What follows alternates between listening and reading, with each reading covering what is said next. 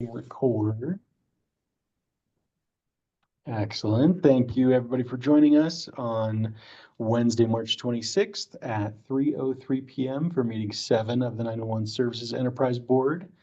Having a quorum, we will call this meeting to order.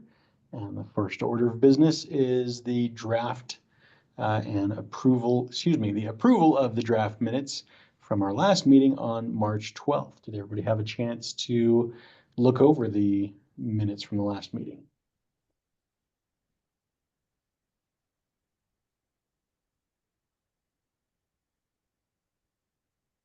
Yes, I did. I would propose the approval of the March 12th minutes. Second. Motion from Amy, second from Lynn. Any additional discussion? All right, March 12th minutes are approved. Thank you very much. Next order is public comments. So public comments, we now have an approved policy. Public comments are limited to up to 15 minutes total. Each member of the public may speak for up to 3 minutes on any topic relevant to the purposes of the enterprise. If any member of the public would like to speak, please indicate so now by raising your hand in the Zoom call and waiting to be called upon. After we address anybody with a raised hand in Zoom, we will then call for any additional comments from members of the public who may have dialed in. Anybody wishing to speak?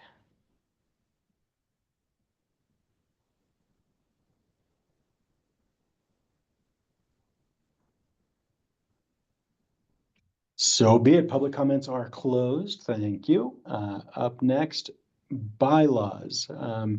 At this point, we left off with some directed activity for Kirsten largely.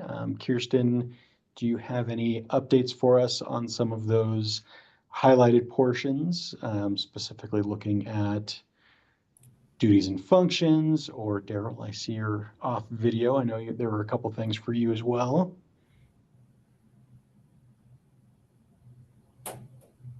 Who do you want to start? Let's start with Kirsten. Okay. So I believe in this section, we were waiting to hear back from, I believe her name was Jenny, maybe, if Daryl had a chance to meet with her to discuss this. And if not, we could always add a provision in here that just sort of loosely says that an MOU may exist in the future, but it's up to the board. And this is Daryl. I did reach out to Jenny Brown. On the MOU question, she directed me to the controller for DORA, whose name is Travis Yoder. I reached out to him and he's not responded yet. However, I also know that the 988 enterprise is, despite having existed for longer than the 911 enterprise, is just now completing or executing an MOU with their parent agency as well. And because the structure of the two enterprises is similar, I thought we could take a look at that when it becomes available. They're not willing to or able to share it with me until after it's signed, but hopefully that will happen very soon. All right. I guess the status update is I'm still looking into it, but I do have some leads on who to talk to. Great, thank you. I don't know the other board members' feelings. I would prefer the more comprehensive, more spelled out version rather than the more generic pending MOU, but certainly we could proceed either way. Compensation rules, Kirsten? Yes, I was looking at the state controller's site for this. We are currently working on making sure that those rules do apply to this commission. So I apologize for that. But if they do, it'll be very easy to take those rules and just sort of insert the ones that apply. Perfect. And then talked about that. I think the only other thing which is also on the agenda was any additional discussion regarding Article 7. Get back to it. As far as primary powers and duties, were there any additional discussion items or clarifications around that section?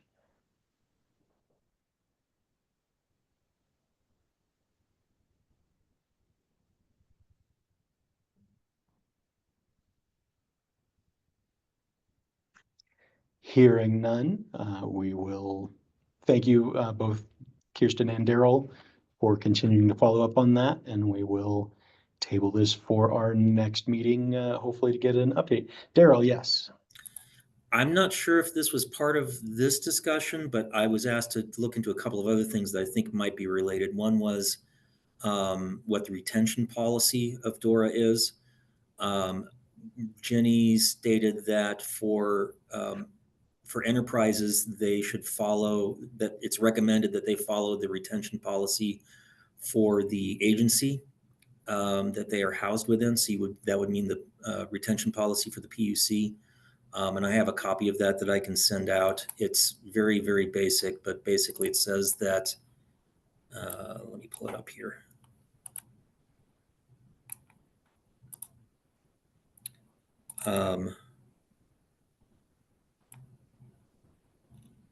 It says that any commission report, any reports to the legislature should be kept permanently.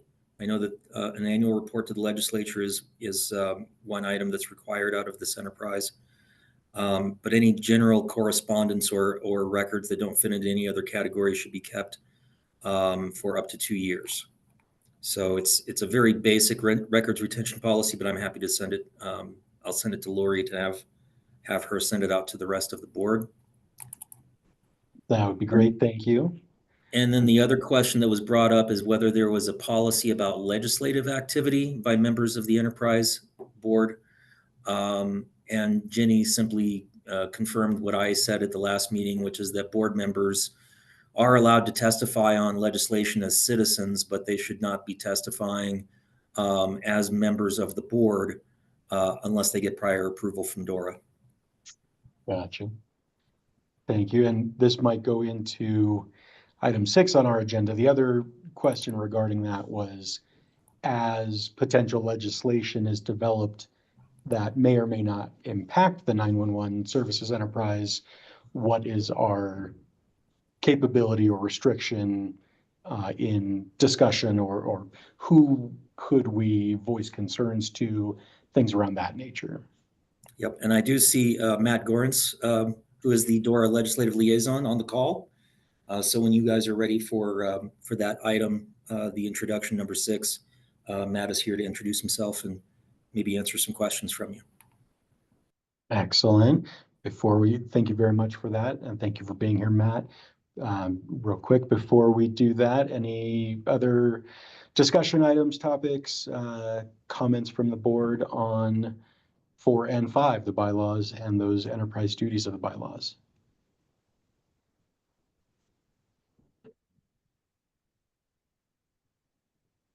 I do not. All right, and with that, Mr. Gorence, the floor is yours. Thank you for being here today. Awesome. Thank you so much, everyone. And great way pronouncing my last name correctly the first time. That's impressive. Great job. So yes, everyone, Matt Gorence, kind of piggybacking off what Daryl said, I am DORA's Director of Legislative Affairs. I don't have anything prepared. I was just kind of asked to come and just introduce myself, maybe answer any questions you all have, maybe just chat about more of what I do, my role. So happy to answer any questions, or if not, I can just kind of gab at you about what I do for a few minutes. So feel free, I'll open the floor up first. Sure, we appreciate that. So largely this came about, obviously we were created by a legislative act in last year's sessions. There have been multiple items that have come up during this year's sessions, both from legislators and the Joint Budget Committee, recommendations and memos that would impact what we could do, how we could do it, if we were required to do it. And so around that discussion, what is the avenue for voicing concerns, or support, or lack of support for these things that are happening in the legislation that that impacts how we are able to function as a board? Yeah, good question. Thank you. So I would just kind of reiterate what Daryl said, right? So as you know, any sort of policy decisions are done with the department. Typically boards and enterprises, they are the way that our system is set up in the executive branch, of course, to Daryl's point, if folks do want to testify or, provide any sort of activism, that they do so as a citizen of the state of Colorado and not as a member of a board within DORA, unless there's prior, again, prior permission granted. As you know, the way that typically the way things work is a bill comes out, Daryl or anyone on our staff, right, very vigilantly checks state bill every single day when there's bills that we think may affect anything within the PUC, but especially the 911 enterprise. Daryl does a really great job at making sure that we are aware of it, including submitting a position request to the executive director's office. We then review that request and we submit that to the governor's office. The governor's office then reviews that request and grants us a position. Sometimes it's the position we ask for, sometimes it's not. And then that is how the executive branch is able to kind of be a united front when it comes to policy, if that makes sense. So obviously what we try to avoid, right, is let's say we have a position on a bill and another agency has an opposing position on a bill, right? So we try to harmonize our positions internally before we go to the General Assembly to lobby things, if that makes sense. So that's kind of why we have that process in place. We also want to make sure that the governor, of course, is supportive of, whatever position we want to take. And so that's why we do want to keep this, within the department, and only truly at the General Assembly, only kind of 2 people, well, really, there's perhaps more, but per statute, really only 2 people are able to speak on behalf of the department in a lobby, to lobby in that I can't think of the right word, excuse me, in that capacity, and that's myself and the executive director of DORA. So anyone else would have to do so in their private, capacity, if that makes sense. Sure. I have a question, trying to understand that process, if I heard you right. So any bill that potentially is related to or could impact the 911 Services Enterprise Board, DORA ingests that and DORA does the analysis and some position with the governor, but what is your analysis just like kind of like legal or not legal, or do you actually take positions? And if it involves the 911 board being implicated from that, are you all deciding our position for us, or do you review it with us, or how does that process work? So I will defer to Daryl kind of on if, I don't know how his relationship with the board is in terms of policy. I don't know if there's advise and consent, right? And so I would just also mention that if there's a bill that involves something with, let's say 911, and we have no concerns with it, we don't take a position, right? We kind of let that play out. We let other stakeholders have a say. It depends on, our, how our strategy and how we want to tackle it. But if there are things that are concerning, right, there are things that need to be changed, we need to get amendments, we can take an amend position, right, and pursue amendments with sponsors that way.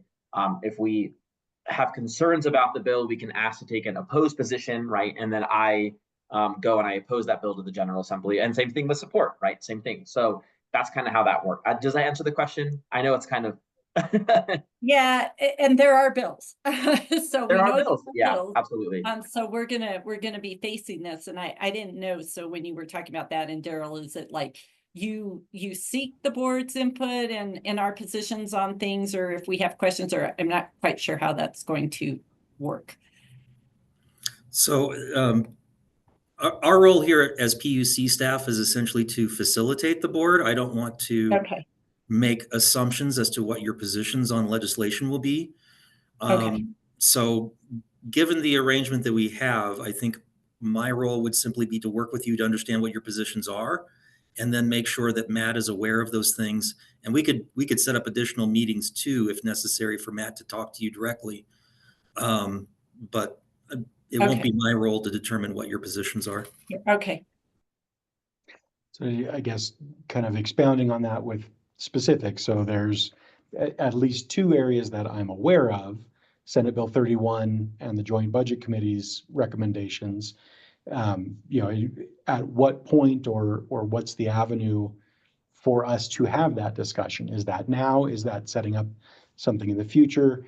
You know, certainly the members of the 911 board, for the most part, in those two respects, you know, I can speak for myself. I was made aware of them through other venues that I'm involved with, but there was never anything at the 911 services enterprise level as far as discussion around them. And I'll say too that that's probably the growing pains of creating a new entity. So going forward, if I see or learn of anything that could touch on the 911 services enterprise, I will make sure that Lori or someone else disseminates that to the board members so that they are aware of it. And then you can discuss it at your next meeting. Yeah, because I think we have two right now. The DTRS and the.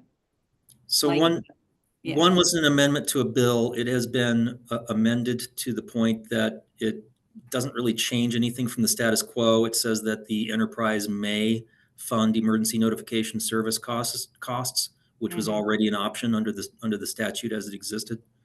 The other one was a JBC memo that suggested creating a bill or suggested drafting a bill that would direct the enterprise to pay for certain costs related to the state's digital trunk radio system. My understanding is that right now is that bill's not going forward, but that's all very fluid. So we'll be watching to make sure that it does not actually go forward. But if I hear anything otherwise, I'll make sure that you guys know as soon as possible. Okay, thank you.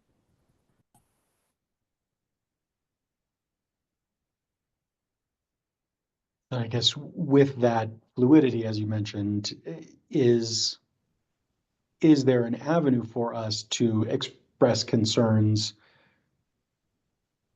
Or is there at some point, is there some manner that we have to wait until a certain point? And my concern would be we wait until it's too late. So I guess I would just reiterate earlier what I said. You know, nothing is stopping you from reading those concerns as a private citizen, right? But you know, I would also just please do rest assured that we are very, very in the know about all the bills that come out, and we are very, very familiar with kind of, you know, when they come out, exactly the process that they're going to go through and exactly how long these things take. And we have internal processes in place to make sure that we are addressing these concerns that, you know, we have from the department level in the fastest way possible, so that we obviously, you know, these bills don't make their way through the process without us having a say if we do have concerns. So, you know, we basically every single week we can submit position requests. We get feedback the following week, and then from there we can start lobbying the bill. So it's a pretty fast process. Especially given that we're a government, right, where sometimes things can get administrative. So I would say in general, though, we do have a pretty good process in place. So I wouldn't be concerned about us, you know, not holding the line, you know, missing things. We really do have I would say, a pretty bona fide process here within DORA. So. I see some hands. I'll get to you in just a second. So specifically to the Joint Budget Committee recommendations, there was that draft bill that Daryl mentioned that's dated the 14th, their comeback memo dated the 17th. Has DORA submitted a request for a position on those? So I'll let Daryl answer that one.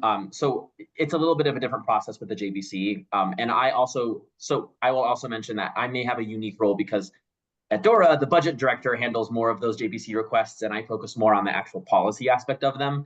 So I'm less involved with the JBC, if that makes sense. Yes, Daryl. So on the JBC position, and I'm looking at Matt on the screen to judge his expression to see what I can say here. I will say that on any type of legislative activity like that affects the work of the commission and now also the 911 services enterprise, there is communication that goes back and forth that isn't necessarily, public or provided through testimony. And there was on this as well. So the JBC actually reached out to the executive branch to find out, are there issues with this? And we provided them with our thoughts on, whether or not using the 911 services enterprise for that purpose was a good idea or without complications. So what I can do going forward so that the enterprise board is informed as to what's happening is when we have those conversations, Matt, I will consult with you as to what would be appropriate and allowable for me to share with the enterprise board, or at least with the chair of the enterprise board, so that you guys are not sitting in the dark, not having any idea of what the conversations are happening behind the scenes. Does that help? Yes, thank you. All right, our Matt, thank you for waiting patiently. Yes, sir. Yeah, no worries. I think getting back to the question that Amy and I had last time, Matt, you've been saying, in terms of if we're being involved as citizens, you have no qualms with that. Amy and I were asking in the context of our work for the local governments that we work for, and in being involved in that capacity. And I think what I'm hearing is you would put that in the same category as effectively wearing our enterprise hat versus not wearing our enterprise hat. Yeah, I mean, I would say, like, if you're going to testify on behalf of whichever, 911 organization you belong to, I think you can also do that as long as you're not representing the 911 enterprise. Easy enough. Yeah. Yeah. Thanks. Of course. And nice to meet another Matt G on the call. And also with an unusually or not well understood pronunciation for the last. Agreed. Yes. I think Any other my questions? concern, I think my concern too is not even necessarily testifying, but sometimes in the committees, we're just speaking on behalf of our agencies, but I can see how that would be a big conflict, with our position on the board. So not even necessarily testifying, but just engaging in the general meeting discussion. Sure. And there's some nuance, of course. I would say, Amy, that's a good question. I would say, obviously, if you are testifying on behalf of a different organization or yourself, you carry with you, of course, all of the expertise that you have from all of your experience, right? Obviously, being on this board, that brings specific expertise that other folks might not have. However, and you're allowed to have that and to share that, but not on behalf of the enterprise, if that makes sense. So it's okay to have that information, but you can't speak on behalf of the enterprise. If that helps clear up something for you. This gets a little tricky. It does. It really does. And there's a lot of nuance to it. And so, I understand that completely. I'm not here to, Without saying, I'm not saying this on behalf of the enterprise. Right. I'm saying this on behalf of AdCom, something like Exactly. Exactly. Yes. Perception can be such an issue, right? Yes. Daryl, I see your hand. I just wanted to point out too that, and I've been calling her Ginny, which is a little disrespectful. I should say Deputy Director Brown for DORA did confirm to me that the policies that are listed in the DORA Boards and Commissions handbook that I had sent out to each of you does apply to all board members, even where it just says, where it's referring to staff members of DORA, that also applies to board members. So there is a legislative policy and procedures policy in that handbook, as is a media policy. So I would definitely take a look at both of those to help perhaps answer some of these questions. I think I even read that in the handbook before I fell asleep trying to read through the handbook. Makes sense.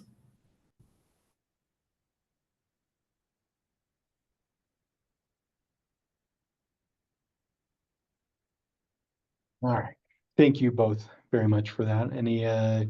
Welcome, Andrew. Any additional comments, questions, discussion around this? I'll just apologize for my tardiness. Happens. Hello.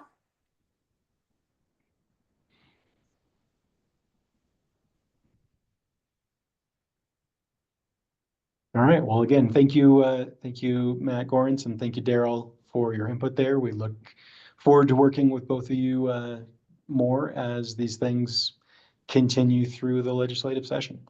Great. Thank you all so much for all the work you're doing and getting this set up. Exciting to watch it all kind of take off. So thanks so much for having me. Thanks, Matt. All right, next up, any additional legislative matters to discuss? Anything that has come to your attention that maybe the rest of us are not aware of?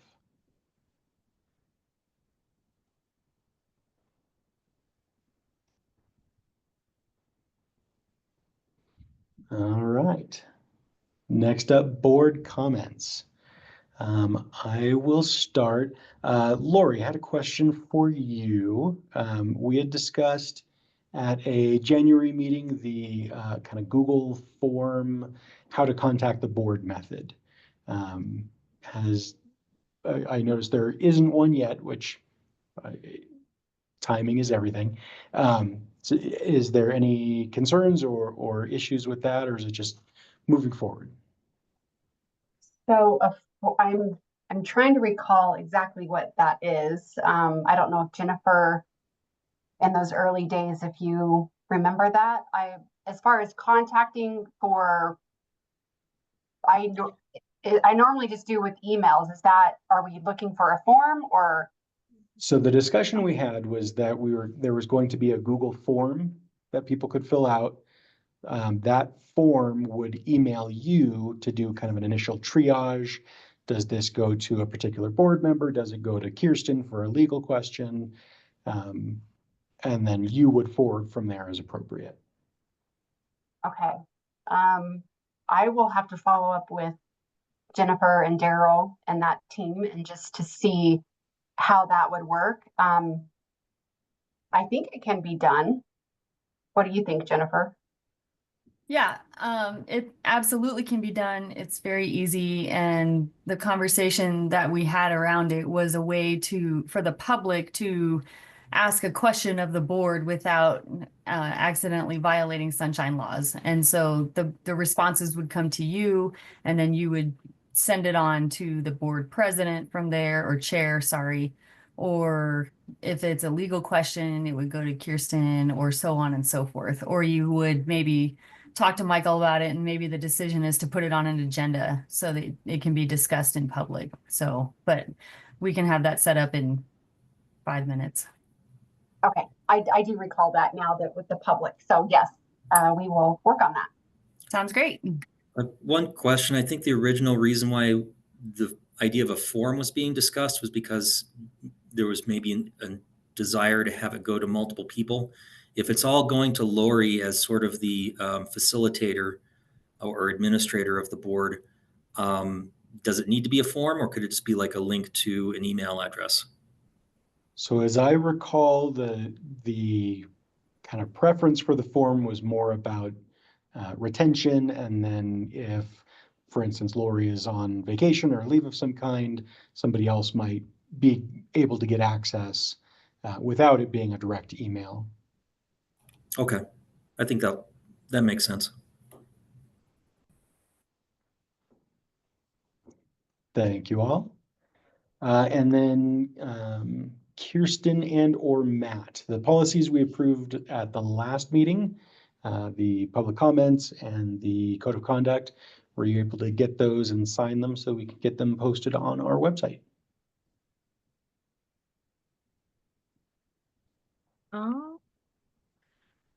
To sign them?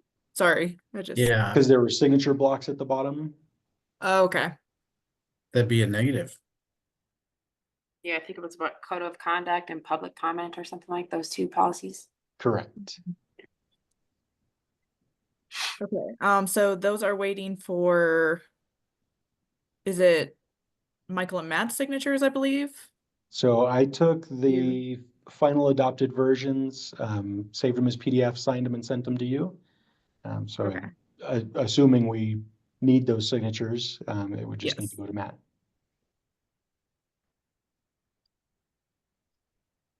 Um, And I can resend them if they didn't get through. Sorry about that. I'm just checking here. I'm sure you sent them. Oh, yes. Okay. Yeah, if Matt wants to get those, if you so I'm trying to think the best way. Should we send them directly to Lori to have those uploaded, or do you just want to keep those in files? They specify that they will be posted on the website, so Mhm. Lori will need them Okay. to post. So Matt, if you get a chance to sign those, if you want to forward to me and to Lori, I can keep them in the official files. Also, I believe, do you guys have a filing system ready for policies? We don't, to my knowledge. Okay. So I don't know if that's a matter of like a shared Google Drive, publicly accessible Google Drive, or if that's a direct upload to the website. I'm not sure. And maybe Lori and or Jennifer would be a better Mhm. resource for the exact method for that. I'm going to defer to Jennifer on that one. Well, and I'm actually I need to go back and research because the Dora is in the process of making its websites accessible. And we've been told that the folder format is not always accessible. So put a pin in that and I'm happy to get back to you. Okay. I was just going to add on to that, so Dora is moving away from Google Drives as ways of providing documents to the public because they're harder to mitigate for accessibility. A Google Drive would be fine as a repository for board members to access documents, but we'll have to have them as direct links on the website. But that's something we can take care of on our side. You don't have to worry about that. When we get the documents, we can put them in a Google Drive for your access for now, and then when we put them on the website, we'll meet Dora's website policies. Thank you. I will say, sorry, Matt, real fast. Yeah, the Attorney General, we tend to store policies when we can, but we're sort of the backup. So typically boards and commissions have a way to store those policies. And I have them saved on my Google Drive, but I just didn't want to Yeah. violate any sunshine laws by sharing those out. There's the capability of technically commenting and therefore discussing between us. Mm-hmm. So happy to take whatever means is recommended and best approach. Yes, Matt. Michael, were you saying that you sent those to me? No, Or I sent them to yours? Kirsten. Only to Kirsten. Okay, wasn't clear. Again, trying not to Yeah. come afoul of anything. Yep. All right. Any other board comments? What do you have to say to us all?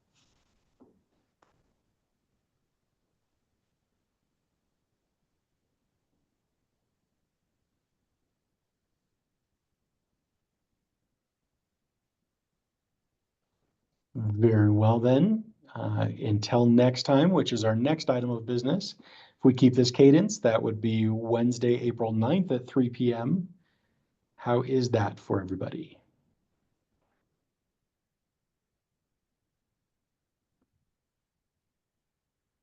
Sorry, what date was that? Wednesday, Nine? April 9th at 3 p.m. I'm good. I would have to miss that. That's our authority board meeting day. Unless I get excused from that board to go to this board. Is there a different time that would work for you? Um, I have a meeting prior that runs into this time slot as well. I could Task do Force committee meeting. the 10th at the same time, which is Thursday. 10th runs into my authority board. I'm teaching all day on the 10th, so I'd be unavailable. Another the time other on the 9th. On the 9th, I would have is, let's see, 11 a.m. or noon that day. The 9th, sorry. Yeah, either of those works. I would be better with noon if that's okay. Same here. I'm good with that. Lori, are you available and is the state Zoom available?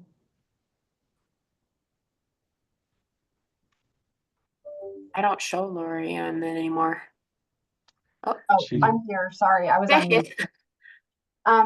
So on the 9th, we actually are using a different Zoom just because it was full for the door Zoom. So I can move that to any time. 12 o'clock does work for me. I have a meeting that's starting at 1, but 12 would be work. Kirsten? I can make anything work. All right, sounds like April 9th at noon is going to be our next meeting. Thank you, everybody. All right, with that, unless there is anything else for the good of the order, we'll take a motion to adjourn. So moved. I'll second. Matt and Andrew, any further? We are adjourned at 3:39. Thank you very much, everybody. Appreciate all your time as always. Thanks, Thank you. everyone. Thank you. Thank you. Bye-bye.